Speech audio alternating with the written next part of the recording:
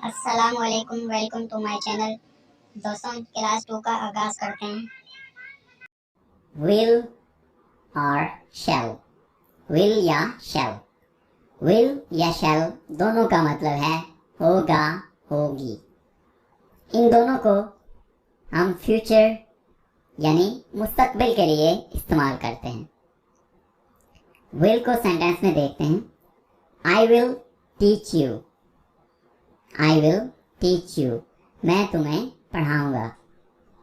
shall का इस्तेमाल speaking में बहुत कम है, तो शैल का बेसिकली इस्तेमाल बहुत पुराना हो चुका है, बहुत ओल्ड हो चुका है, तो इसलिए इसको बहुत कम यूज किया जाता है।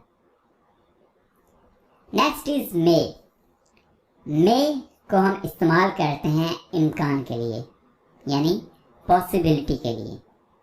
मे का मतलब है हो सकता है, यानी ये काम पॉसिबल है, ये काम होना मुमकिन है, इस काम होने के इम्कान मौजूद हैं।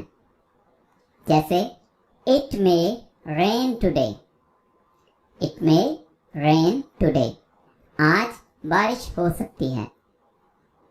टुडे होता है आज, तो इसको बेसिकली हम इस्तेमाल करते हैं पॉसिबिलिटी के लिए, इम्कान के लिए।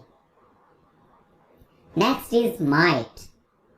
माइट का मतलब है हो सकता था, यानी पास्ट में ये इम्कान मौजूद था, गुजरे हुए ज़माने में ये काम हो सकता था, हुआ नहीं है लेकिन हो सकता था, तब आप माइट को यूज करेंगे।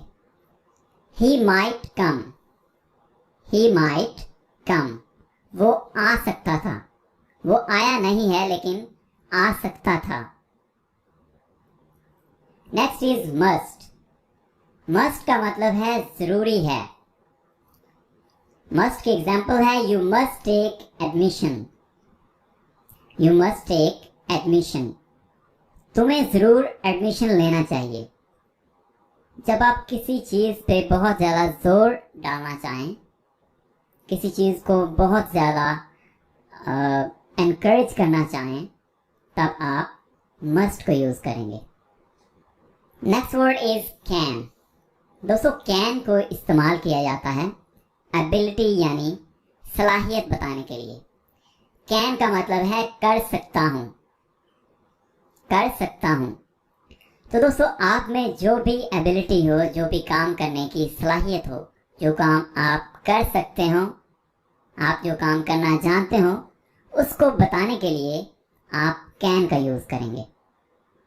एग्जाम्पल आ जाती है हमारे पास, I can swim, I can swim, मैं तैर सकता हूँ। इसी तरह से आप में भी एबिलिटीज होंगी, आप में भी सलाहियतें होंगी, जिनको बताने के लिए आप कैन का यूज करेंगे। Next is could.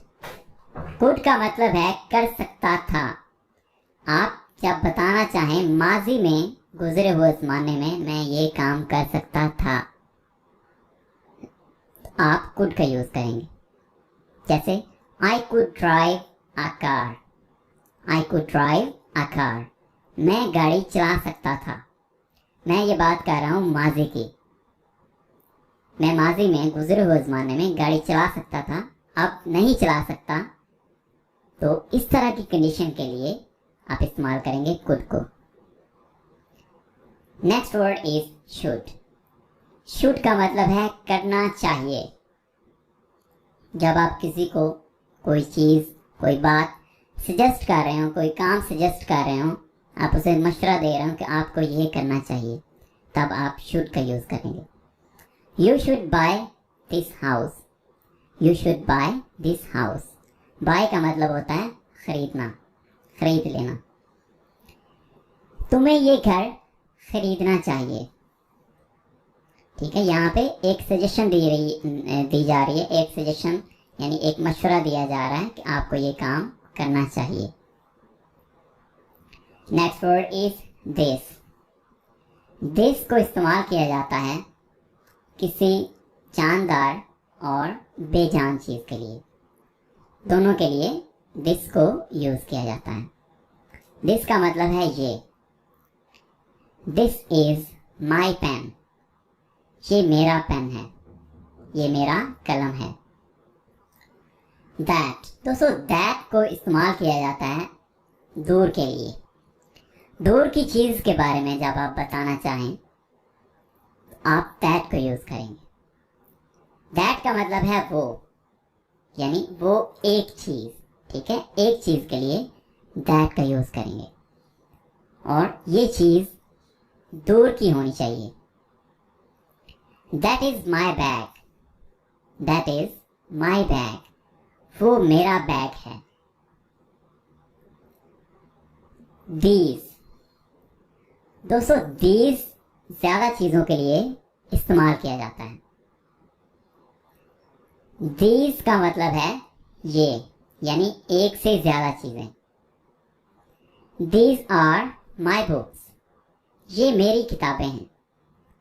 और दीज बेसिकली इस्तेमाल किया जाता है उन चीज़ों के लिए जो ज़्यादा दूर ना हो, यानी आपके करीब जो चीज़ें मौजूद हैं और ये चीज़ें एक से ज़्यादा होनी चाहिए, ठीक है, तो तब आप दीज का यूज़ करेंगे। Next is those. दोज का मतलब है वो यानी ज़्यादा चीज़ें और ये चीज़ें दूर की होनी चाहिए। दोज आर माई बुक्स, वो मेरी किताबें हैं। Next is B. बी का मतलब है होना, बनना या मौजूद होना। बी की मजीद फॉर्म्स आ जाती हैं is, am, are, was, were. Be की एग्जाम्पल है दोस्तों, I want to be a teacher, मैं टीचर बनना चाहता हूँ, मैं उस्ताद बनना चाहता हूँ। Next word is do. Do का मतलब है कोई काम करना, कोई अमल करना, अंजाम देना। डू की एग्जाम्पल देख लेते हैं। Why did you do all this, why did you do all this, तुमने ये सब क्यों किया। से का मतलब है कहना, बताना। से की एग्जाम्पल देख लेते हैं। व्हाट डिड द डॉक्टर से, डॉक्टर ने क्या कहा। गेट का मतलब होता है हासिल करना, कोई चीज पाना। He got a new job, he got a new job। got basically यहाँ पे इस्तेमाल किया जा रहा है क्योंकि ये गेट की दूसरी फॉर्म है। उसे नई जॉब मिली है। मेक का मतलब होता है पैदा करना, तख्लीक करना, कोई चीज बनाना। We all make mistakes, हम सब गलतियां करते हैं। Next is go. गो का मतलब होता है जाना, रवाना होना। गो की एग्जाम्पल है वेयर शुड वी गो, हमें कहाँ जाना चाहिए। हेलो दोस्तों, कैसी लगी हमारी वीडियो? उम्मीद करता हूँ अच्छी लगी होगी। वीडियो अच्छी लगी हो तो चैनल को सब्सक्राइब और वीडियो को लाइक ज़रूर करना। आपसे मिलेंगे हम नेक्स्ट वीडियो में। हमें इजाज़त दीजिए, अपना बहुत ख्याल रखिएगा। अल्लाह हाफिज़।